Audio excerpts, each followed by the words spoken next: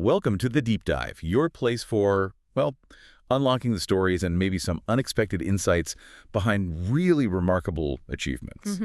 Today, we're digging into the journey of someone whose name is just synonymous with breathtaking talent, a real vocal powerhouse. Absolutely. A presence that's just graced like every major stage in American entertainment. We're talking about someone who has conquered that really rare and illustrious world of the EGOT. That's right. And for anyone listening who maybe isn't totally familiar, EGOT, that's Emmy, Grammy, Oscar, and Tony Award. The big four. Exactly. It's really the absolute pinnacle of recognition. You know, across TV, music, film, and theater, it's a very exclusive club. Tiny club. It really is. And it's testament not just to raw talent, which she clearly has, but also incredible versatility and, you know, sustained excellence across these wildly different fields. Yeah, totally different skill sets involved. Right. There are only, 17 competitive EGOT winners in history? And our subject today is one of the most recent and actually one of the youngest to pull off this incredible feat. Absolutely. So today we are dedicating our deep dive to the extraordinary life, the unparalleled career of Jennifer Kate Hudson, or J. Hud, as many know her. J. Hud, yeah. She is, quite simply, a force of nature.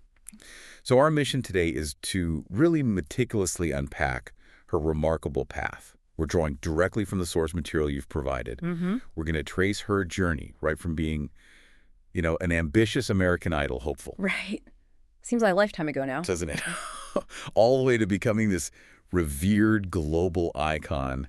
We'll explore the pivotal moments, some truly surprising facts, I found a few, and the incredible resilience that I think really defines her whole career. Yeah, resilience is definitely the word. You're really in for a story that's just brimming with those aha moments, you know, and some powerful insights into how foundational experiences, unexpected challenges, and just sheer determination can shape such an extraordinary rise. So think of this as your shortcut, maybe, to get a really thorough but still accessible understanding of her multifaceted career.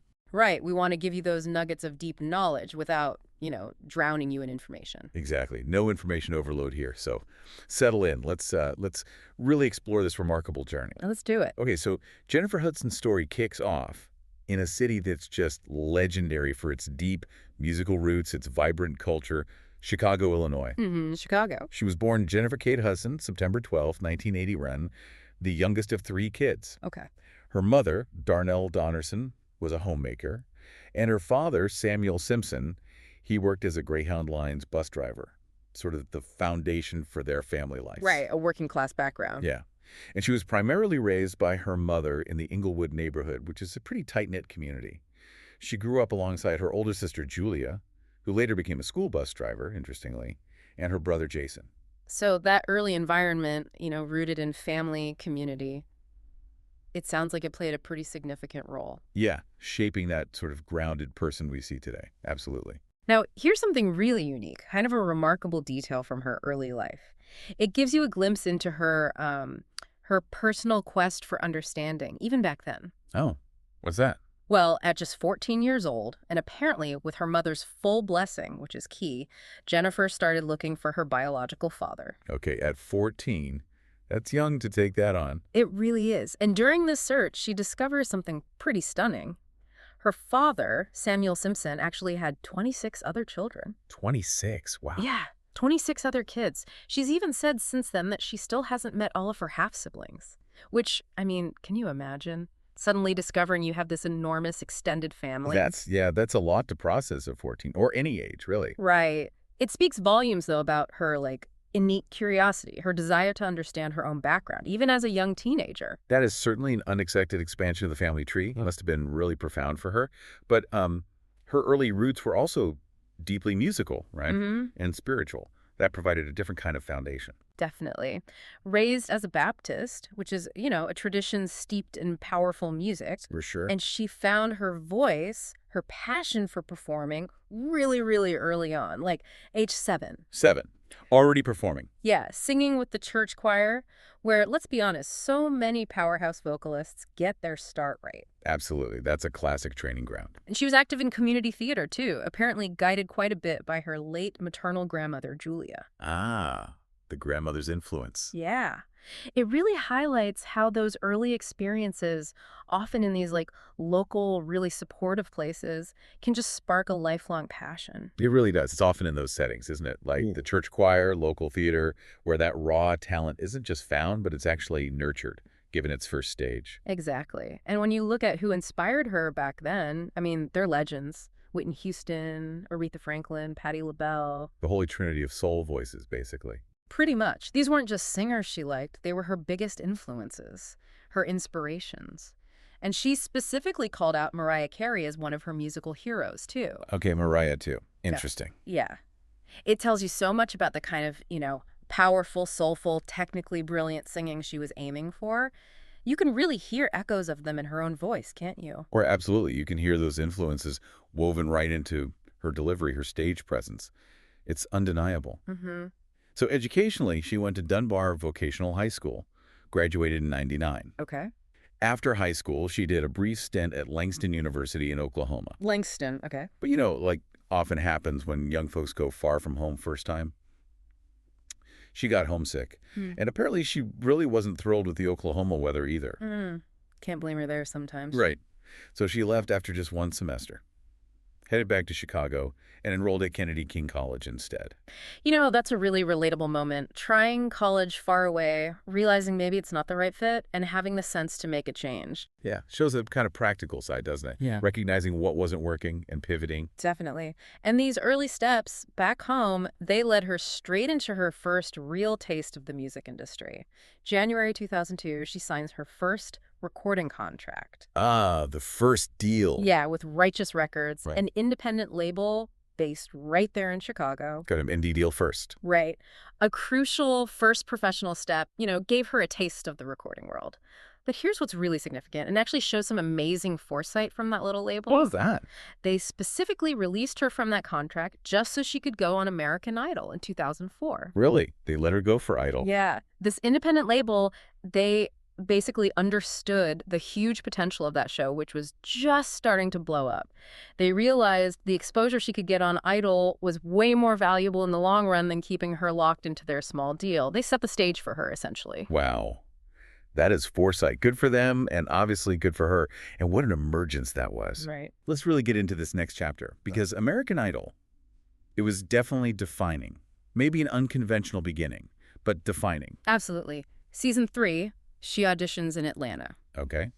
And there's that famous story, right? About the cruise ship. Yes. The anecdote. So she mentions to the judges she'd been singing professionally on Disney Cruise Lines. Playing one of the muses from Hercules, I think. That's the one. And Judge Randy Jackson famously quipped something like, "We're expecting more than a cruise ship performance from you." Ouch. Okay. Setting the bar high from the get-go. Yeah, it was almost like a challenge thrown down right there. Testing her. And it kind of set up the narrative, didn't it? The whole exceeding expectations thing. It really did. Maybe it was meant as a jab, but it perfectly framed her journey on the show. The pressure on Idol was just immense, and season 3 especially was stacked. Really talented group. I remember that season. But her early performances, they just grabbed everyone. Judges, audience. She did this incredibly powerful version of Elton John's Circle of Life. Oh, I remember that one. Huge song. Huge song. Demands power, emotion, and she nailed it. Earned her the highest number of votes in the top 9 week, April 6, 2004. Wow. Highest votes. Yeah. And she had other big ones, too, like Aretha Franklin's Baby I Love You during Soul Week, and Whitney Houston's I Have Nothing for Movie Week. Sticking to her heroes there. Exactly. Showcasing her range, her depth, but also explicitly linking herself to those powerhouse influences we talked about. It was like she was declaring her musical lineage right there on stage. And this is where the story takes that really interesting, kind of baffling turn, right?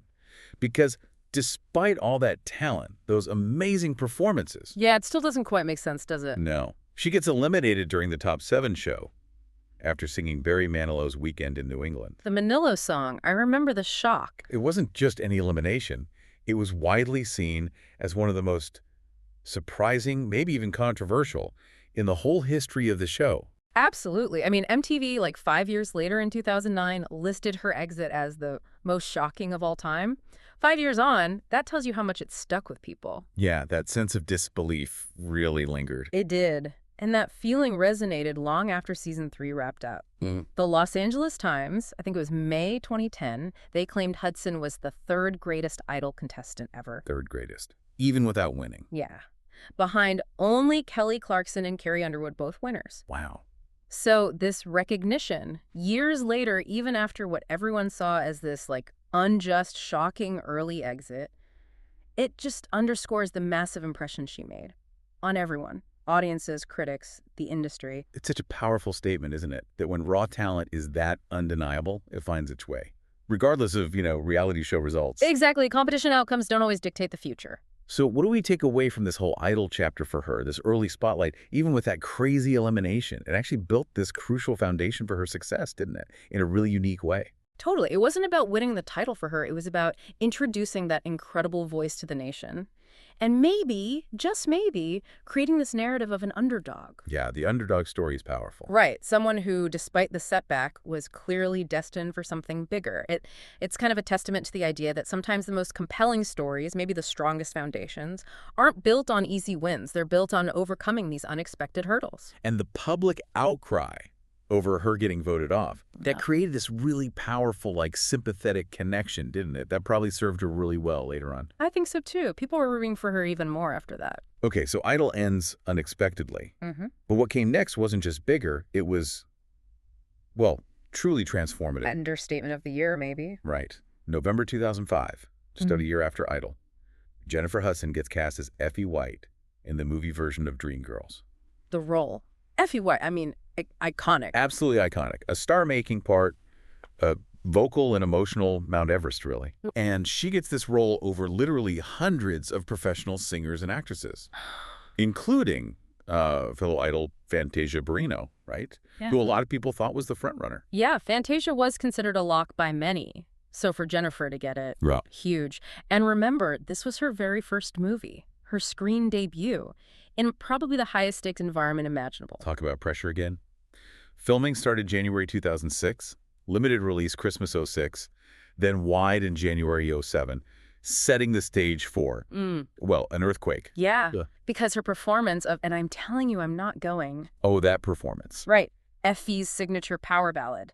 It just brought universal critical acclaim. And completely deservedly. You have to remember, that song was already legendary on Broadway, right? Because of Jennifer Holliday. Exactly. Holliday's performance was definitive, electrifying. So Hudson wasn't just taking on a role, she was stepping into these enormous, critically adored shoes. And somehow she just made it her own. Yeah. While still honoring that legacy. Critics were just floored, utterly blown away by the power, the emotion. The praise was instant and just over the top. The New York Observer called her performance 5 mellifluous, multi-vibrato minutes that have suddenly catapulted Miss Hudson into the position of frontrunner for the Best Supporting Actress Oscar. Frontrunner, immediately. Immediately. Newsweek predicted she is going to raise goosebumps across the land, which she absolutely did. Can confirm, goosebumps were raised. Yeah. And Variety, the industry Bible, they said, her performance calls to mind debuts like Barbra Streisand in Funny Girl or Bette Midler in The Rose with a voice like the young Aretha. Streisand, Midler, young Aretha. Those comparisons are just insane for a debut. Insane. That kind of praise is incredibly rare for any debut performance, let alone someone basically known from a singing competition. Right. And Entertainment Weekly, they had this great line on their end of the decade best of list. They said, when she sang You're Gonna Love Me, it wasn't just a lyric, it was a fact. Ah, that's perfect. It's true, though. She didn't just sing the song, she embodied it. Commanded the screen with this emotional intensity that just grabbed everyone. It was like, bam, a major star has arrived. And what's truly amazing is how fast that critical buzz turned into an actual awards avalanche. Yeah. 2006, 2007, she just swept everything. It was incredible to watch. February 25, 2007, a date etched in film history now. She wins the Academy Award for Best Supporting Actress. The Oscar for her first movie. And she became the youngest African-American recipient of that specific award. A huge moment, personally and historically. Just incredible. And the Oscar, well, obviously the biggest one, it was really just the start, wasn't it? Oh, yeah. Tip of the iceberg. Yeah. She also won the Golden Globe for Best Actress in a Supporting Role, the BAFTA Award for Best Actress in a Supporting Role. Although there's that funny story about the BAFTA statue, right? Yes. Apparently she didn't physically get the statue until 2011, Graham Norton presented it to her on his show. A bit delayed, but she got it. Better late than never. Right. But beyond those big three, she got something like 29 awards from film critics groups: Best Supporting Actress, Breakthrough Performer of 2006, Broadcast Film Critics, Screen Actors Guild. It was practically unanimous across the board. A total consensus. Even Simon Cowell got in on it? Even Simon, the famously tough judge from Idol, he actually taped a congratulatory message for her that aired on Oprah. Wow.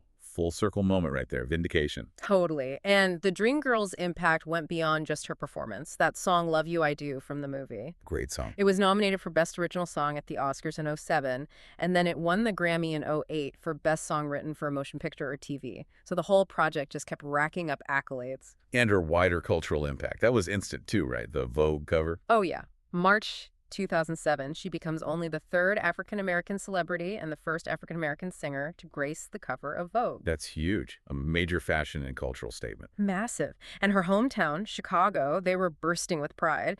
Mayor Richard M. Daley declared March 6th Jennifer Hudson Day. Jennifer Hudson Day. Love it. Right. And then in June 2007, the Academy invited her to join the actual Academy of Motion Picture Arts and Sciences, along with like 115 other people, cementing her place in the Hollywood establishment, like, immediately. So looking back at this whole Dreamgirls whirlwind, what does it really tell us? I think it vividly shows how one truly iconic performance... That performance of And I Am Telling You. Exactly. That one show-stopping moment can completely solidify an artist's place in history. It just transformed her. From an Idol contestant who didn't even win... Right, seventh place. Seventh place. To an Oscar winner and a global sensation, almost overnight. It's such a powerful lesson in seizing that one perfect opportunity and just delivering something so undeniable that it completely rewrites your narrative. Yeah. It blew all previous expectations out of the water. Yeah. Okay, so after that massive Dreamgirls success, her career just keeps moving, right? Straight into her own music, finally, but also still acting. Definitely. She'd signed with Arista Records back in November 2006, right in the middle of the Oscar buzz. Smart timing. Very smart. And her self-titled debut album, Jennifer Hudson, finally came out September 30, 2008. And the lineup of collaborators on that album was pretty impressive, wasn't it? Oh, yeah. It was stacked. A real who's who of R&B and pop at the time. You had Ne-Yo, who co-produced with Stargate. They were huge hit makers. Big names. Then Timbaland, Missy Elliott, Robin Thicke, Harvey Mason Jr., the legendary Diane Warren, Tricky Stewart. Wow, okay. They pulled out all the stops. They really did. It felt like a deliberate move to establish her as a recording artist in her own right, showcasing that voice within, a contemporary R&B soul sound, something carefully crafted to appeal to that huge audience waiting after Dreamgirls. And did it work commercially? How did the album do? Big time. It debuted at number 2 on the Billboard 200, sold something like 217,000 copies in the first week in the U.S. Number 2 debut is strong. Very strong. By August 2009, it had sold over 739,000 copies, got certified gold. Pretty significant for a debut. Nice. And the singles. Yeah. I remember Spotlight. Yeah. Spotlight was the lead single, June 2008. That became her first top 40 hit, peaked at number 24 on the Hot 100. Really infectious song, powerful vocal. It was catchy. It was. Then, If This Isn't Love came out February '09. That one peaked at 63.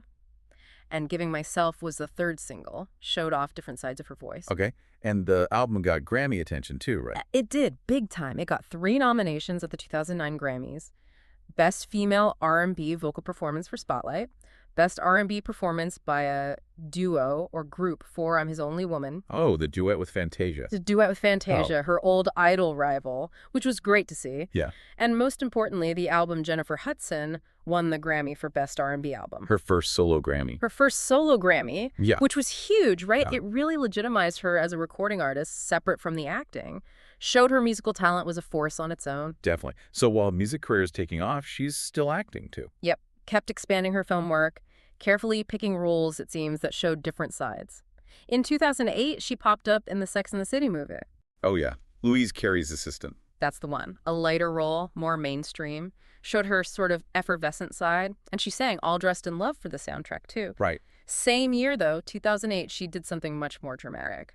Played Rosaline in The Secret Life of Bees. Ah, that was a good film. Powerful performances. Really powerful. And her role got her nominations for Black Reel and NAACP Image Awards, so connecting with roles focused on the Black experience. Then in 2009, she starred in a drama called Fragments. Okay. And then she took on a really significant, maybe challenging role, right? Playing Winnie Mandela. Yes, that was filmed in 2010, the biopic Winnie Mandela. A really complex figure, obviously. Hero to some, controversial to others. Definitely a demanding part. Absolutely. And the casting itself caused a bit of stir, didn't it? Some discussion about who should play such an iconic South African figure. I remember that.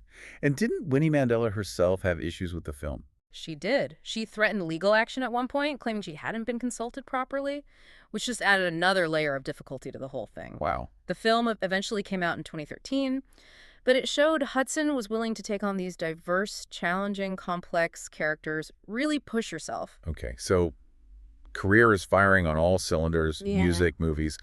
But this is where the story takes that just incredibly difficult, devastating turn, personally. Yeah. This is hard to even talk about. Unimaginable loss. October 24, 2008. Just horrific tragedy strikes her family in Chicago. Her mother, Darnell Donnerson, who was 57, and her brother, Jason Hudson, just 29.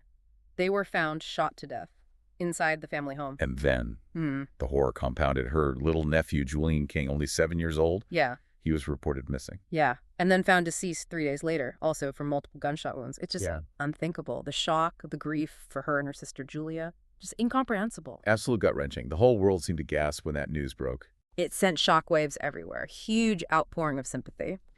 And eventually justice was served to some extent. William Balfour, who was Julia's estranged husband. Right. Her sister's estranged husband. Yeah. He was charged, ultimately convicted on 7 counts, including 3 counts of first-degree murder. Got 3 consecutive life sentences without parole, plus another 120 years.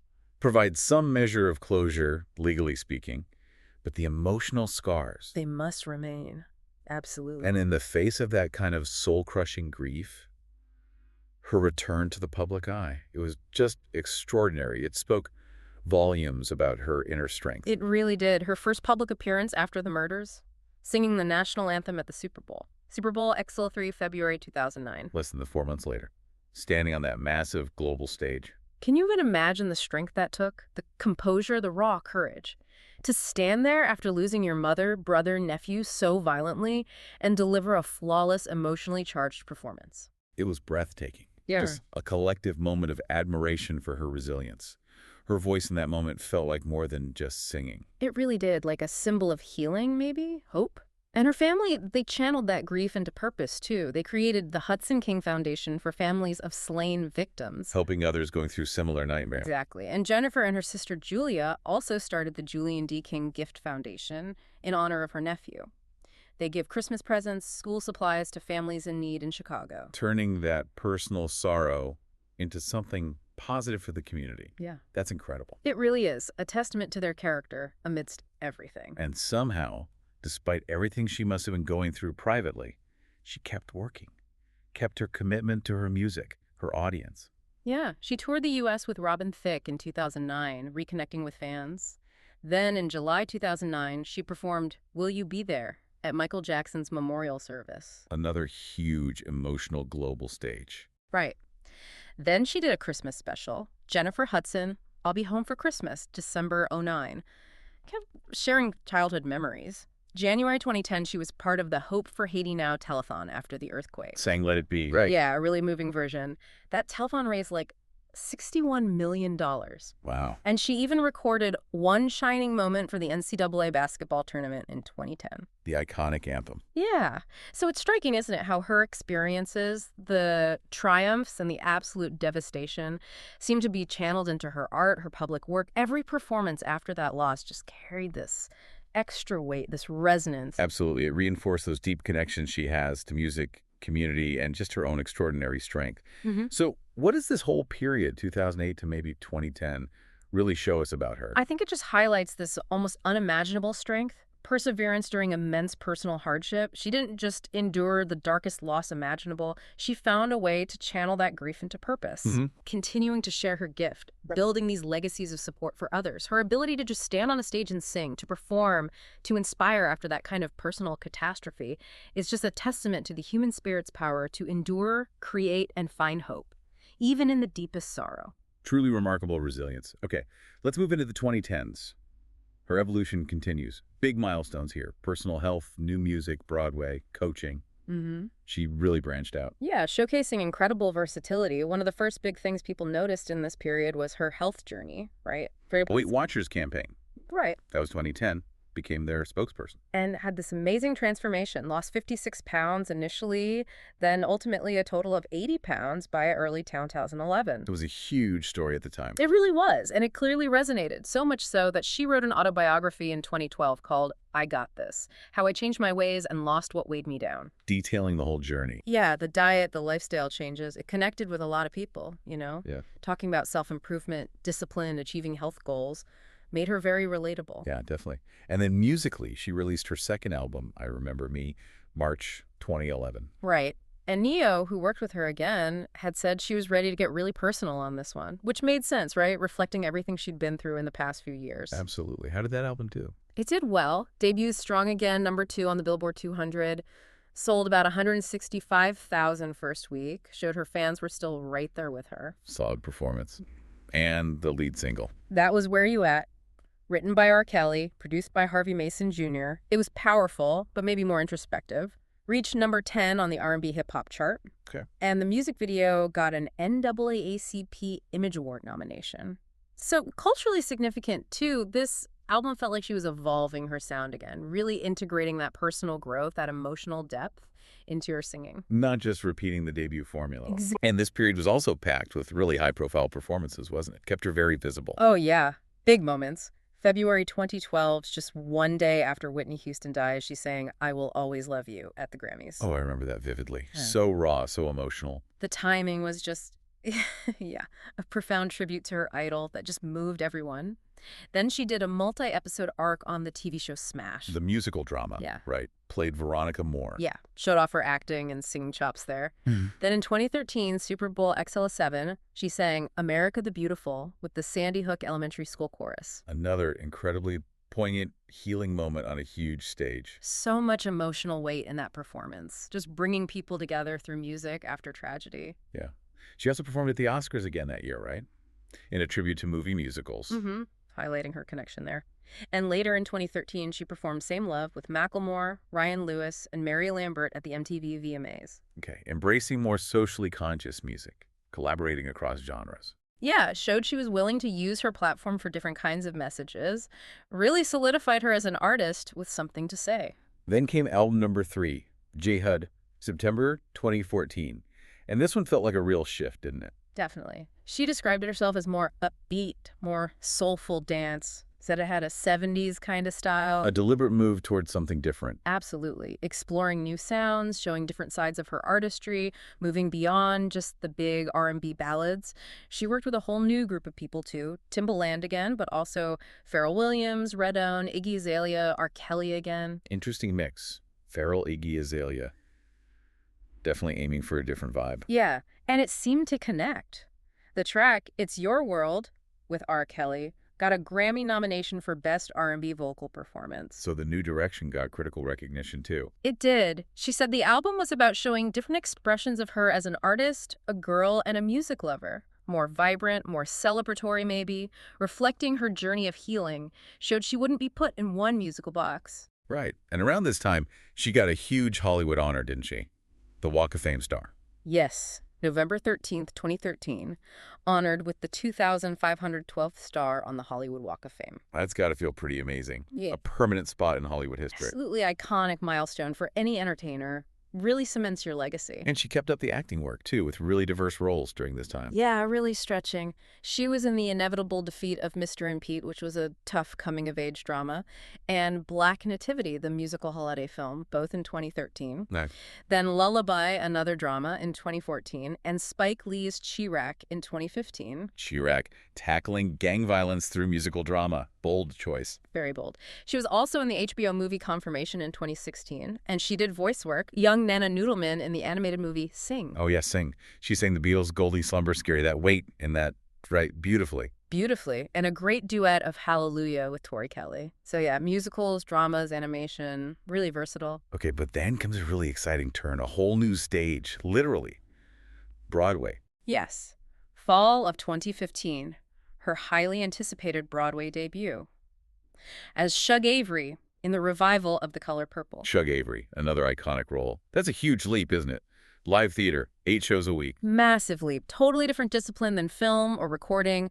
That direct connection with a live audience every night, the stamina required, it's intense. And how did she do? How was she received? She excelled. Ben Brantley, the chief critic at the New York Times, a really respected voice. Yeah, his reviews carry weight. He lauded her, said, Mrs. Hudson radiates a lush, supple stage presence that is echoed by her velvet voice. High praise. Wow, lush and supple. Nice. Yeah.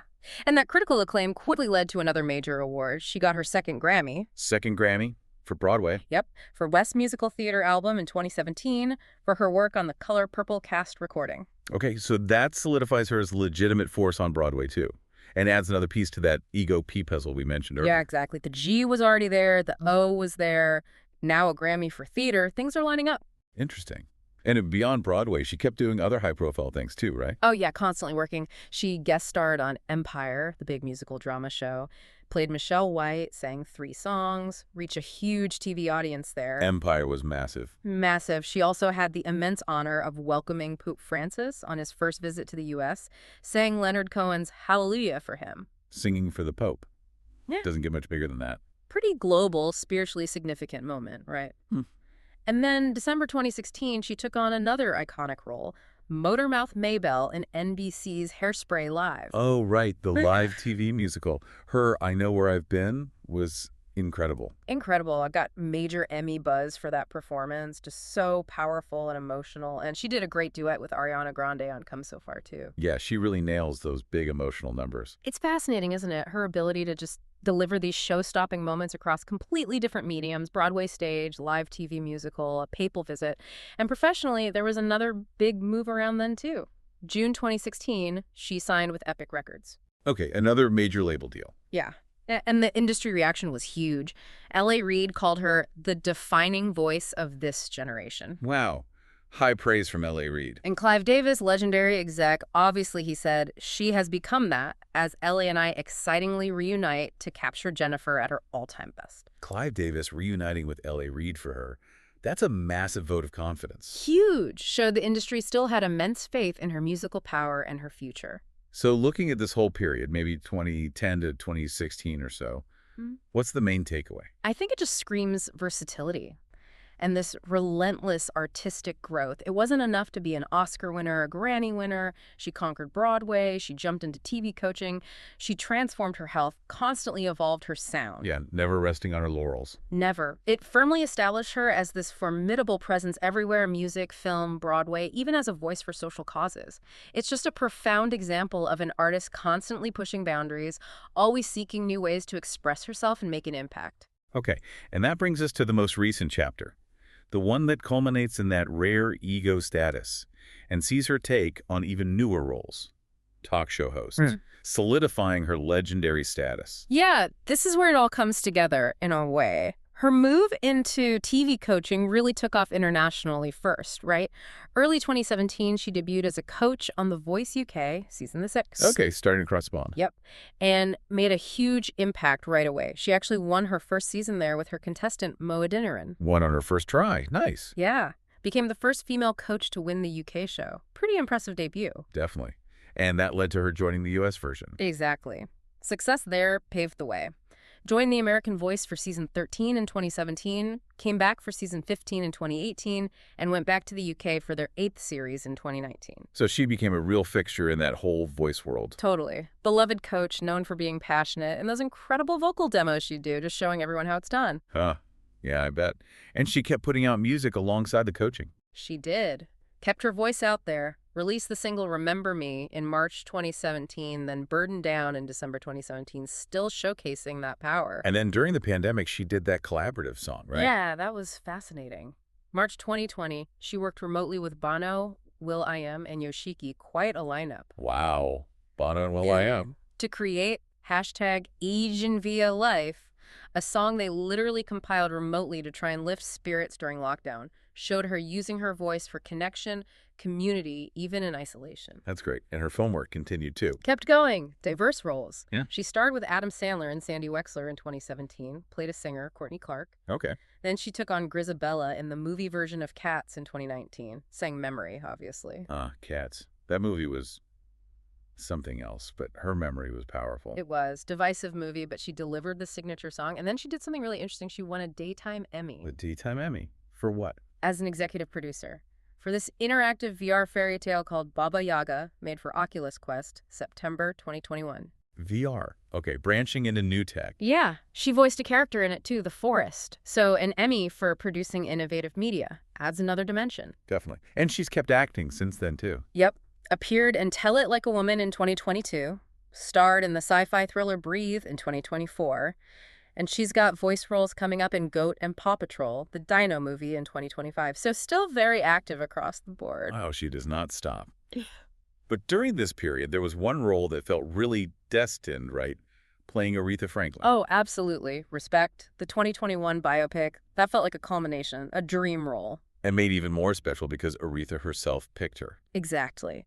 Clive Davis revealed back in 2018 that Aretha, before she passed, had personally handpicked Jennifer Hudson to play her in a movie. That's the ultimate endorsement, passing the torch from the Queen of Soul herself. It doesn't get bigger than that. So the film comes out August 2021, and Hudson's performance, just universally acclaimed. It was a huge undertaking, right? Not just the singing, but embodying Aretha's whole life, the struggles. Immense challenge, but she dove in completely, earned the Chairman's Award at the Palm Springs Film Festival, got nominated for the Screen Actors Guild Award for Outstanding Lead Actress. She didn't just mimic Aretha, she channeled her essence. Yeah, you could feel it. And that role brought her more major awards too, right? NAACP Image Awards. Big time. February 2022, she was the major winner there. Took home Entertainer of the Year and Outstanding Actress in a Motion Picture for Respect. Huge recognition for that portrayal. Deservedly so. And the soundtrack. She sang everything on it. Everything. All the iconic Aretha covers, plus the original song, Here I Am, Singing My Way Home, which she co-wrote. And that got nominated too. Yep, the original song got Golden Globe and Grammy nominations. And the soundtrack itself got a Grammy nomination for Best Compilation Soundtrack. Just more validation for the whole project. And she kept reminding people of her live power too. Did a show at the Apollo. Yeah, August 2021, Jennifer Hudson, live at the Apollo, A Night of Soul. Must have been incredible. Wow. And then she sang opera in Central Park. Can you believe it? Just days later, sang Ness Dorma, a notoriously difficult aria with the New York Philharmonic at that We Love NYC, the homecoming concert. From Soul at the Apollo to Puccini in the Park, the range. Just unreal versatility, command over completely different styles. Okay, so all this leads up to the absolute pinnacle, the historical moment, the EGOT. The EGOT Achievement, June 12, 2022, the 75th Tony Awards. And she wins the Tony. Not for performing, right, but as a producer. Exactly. She won the Tony Award for Best Musical as a co-producer of A Strange Loop. Which was a huge, groundbreaking show itself, Pulitzer Prize winner. Right. So her contribution was recognizing and helping bring this important artistic work to Broadway, a different kind of role, but vital to theater. And that Tony completed the set. EGOT, Emmy, Grammy, Oscar, Tony. Wow. Monumental. Puts her in that incredibly exclusive club. With that Tony, she became the youngest woman and only the third African-American to win all 4 major American entertainment awards competitively. Only 17 competitive winners ever. It's just rarefied air. Completely. It speaks to unparalleled talent, yes, but also dedication, smart career moves, longevity across all these different mediums, vocal gift, acting chops, stage presence, and now a sharp eye for producing impactful theater. It's the whole package. But what's amazing is she hits this ultimate peak. The EGOT, something most artists only dream of. Yeah. And she doesn't stop. Not at all. Quite the opposite. Her syndicated talk show, The Jennifer Hudson Show, premiered on her birthday, September 12, 2022. Launched it on her birthday. Nice touch. A whole new chapter. Yeah, a full circle moment in a way. A platform to connect with people differently, more conversationally. Right. And she's back to music, too. A new album. Yep. October 18th, 2024, released her 4th studio album, The Gift of Love, her first solo project in a decade. A decade, so a significant return to recording. Definitely. Sharing new music, new themes, and she supported it with a tour, The Gift of Love, an intimate live experience, getting back out there, connecting with fans directly in these smaller settings. Nice. And her personal life has seen a new chapter recently, too. Dating Common. Yeah, that became public. They started dating apparently in 2022 while working on their movie Breathe, fellow Chicago native. Right, both from Chicago. They kept it pretty private for a while, but then confirmed it with a joint appearance on her talk show in January 2024.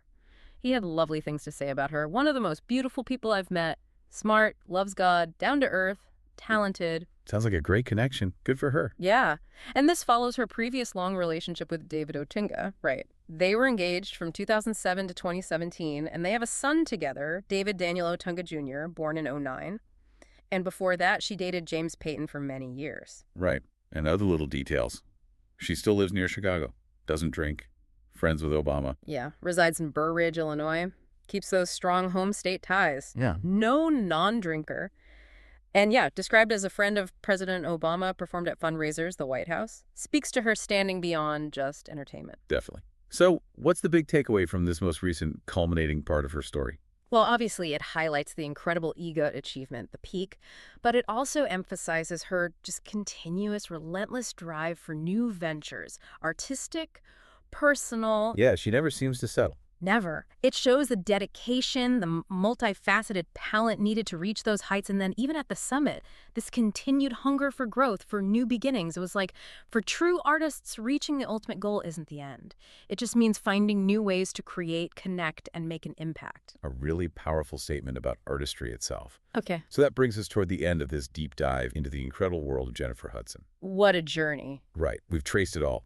From that determined kid singing on a cruise ship to the idol stage, through the absolute transformation of Dreamgirls and that Oscar win. Navigating profound personal tragedy with such grace. Unbelievable grace. All the way to achieving that absolute pinnacle of entertainment, the EGOT. Her story really is this potent mix, isn't it? Breathtaking voice, undeniable acting skill, and just sheer, almost unbelievable resilience. Yeah, resilience is the through line. It's not just about the talent, which is immense, but about that unwavering determination, making smart choices. Yeah. And that remarkable ability to turn the deepest challenges into sources of strength, purpose, and inspiration for so many people. Absolutely. So Jennifer Hudson has done what very few artists ever even dream of.